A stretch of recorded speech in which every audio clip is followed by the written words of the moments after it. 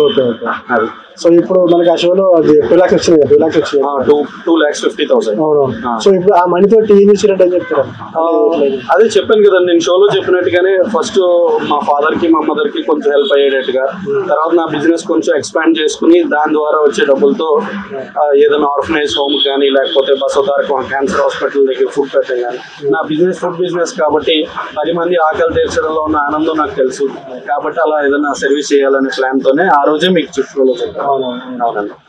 So ఇప్పుడు మీకు అంటే మంచి అవకాశం వచ్చింది సో మీరు చేసేది అంటే సాంఘిక సేవకి ఇప్పుడు షో అయిపోయినాక మీరు పర్సనల్గా నాన్నగారి దగ్గరికి అన్న ఇట్లా చేస్తున్నా మీరు నాకేమైనా సహాయం చేయగలరా తర్వాత ఫ్యూచర్లో మీకు ఏమైనా తీసుకోవాలనిపించాలి అంటే మన ఆర్థిక స్తోమత మనకు అనుకూలంగా ఉన్నప్పుడు మన అభిమాన నటుడి దగ్గరికి వెళ్ళి మనం సాయం అడగకూడదు. సాయం కావాల్సిన వాళ్ళకి సాయం అందించే దాంట్లో ముఖ్య పాత్ర పోషించాలి తప్ప మనకు భగవంతుడు అన్ని ఇచ్చిండు.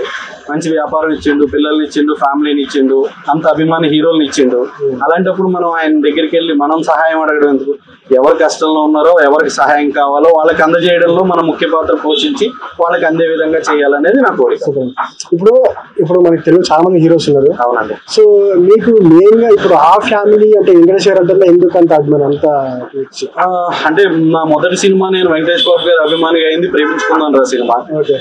ఆ సినిమా నుంచి నేను ఆయన అభిమాని. నేను పెరుగుతున్న కొద్దీ ఆయన సిన్సియారిటీ కానీ ఆయన జెన్యూనిటీ కానీ ఫ్యామిలీ పట్ల ఆయన చూపించే కాన్సన్ట్రేషన్ కానీ మార్కెట్ లో ఎంతమంది హీరోలకు రోమర్స్ ఉన్నా సరే ఏ ఒక్క రోమర్ కూడా లేకుండా 35 సంవత్సరాలు ఆయన ప్రయాణాన్ని కానీ ఈ అన్నిటిని ఇన్స్పిరేషన్ గా తీసుకునే నేను ఆ ఫ్యామిలీకి దగ్గర అయ్యాను.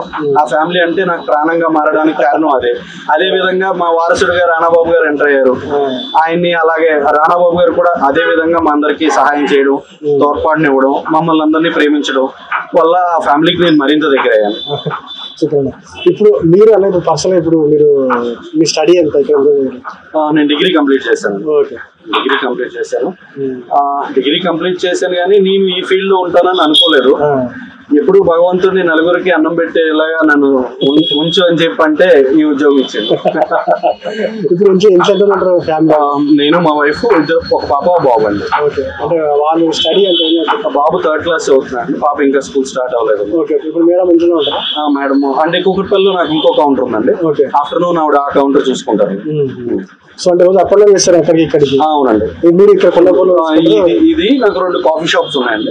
ఆ 2 కాఫీ షాప్స్ చూసుకుంటాను. సో ఇప్పుడు లైఫ్ అప్పటికి అంటే లైఫ్ చెప్తున్నాను కదండి, నేను లిటరల్లీ చాలా హ్యాపీ. ఎందుకంటే ఒక అర్ధరాత్రి పూట 9 గంటలకు 90 రూపాయలు పెట్టి విశాఖ ఎక్స్ప్రెస్ ఎక్కువ వచ్చిన రామకృష్ణ ఈ రోజు నియర్లీ 1.5 lakh దాకా శాలరీస్ ఇస్తూ 17 మంది స్టాఫ్ మెయింటైన్ చేస్తూ అంటే లిటరల్ గా 17 మంది ఫ్యామిలీస్ నా దగ్గర వర్క్ చేస్తున్నారు. నేను హ్యాపీ. నేను ఉపాధి తీసుకునే పరిస్థితి నుంచి ఉపాధి ఇచ్చే పరిస్థితికి వచ్చాను. భగవంతుడు నన్ను అంత చల్లగా చూశాను. సంతోషం దాని విషయంలో.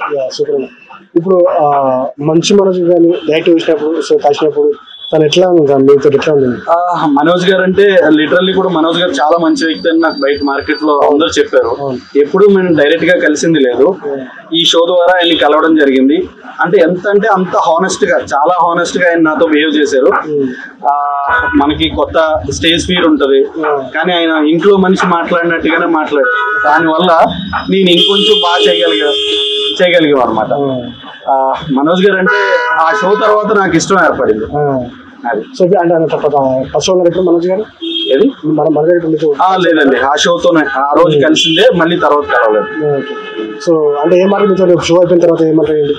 షో అయిపోయిన తర్వాత అదే చెప్తున్నాను కదా, దాంట్లో అన్నట్టుగానే ఇప్పుడు దాకా చాలా షోస్ చేశాను కానీ ఇంత వైల్డెస్ట్ ఫ్యాన్ ఎప్పుడు చూడలేదు అని చెప్పి. దాదాపు 5 ఎపిసోడ్లు అయితే మనం చూసిన బట్టి సో అంటే యూట్యూబ్ రిలీజ్ అయినది. అవునండి. సో దాంట్లో చూసిన బట్టి అయితే దాంట్లో వచ్చిన క్రేజీ ఫ్యాన్ అయితే మీరే.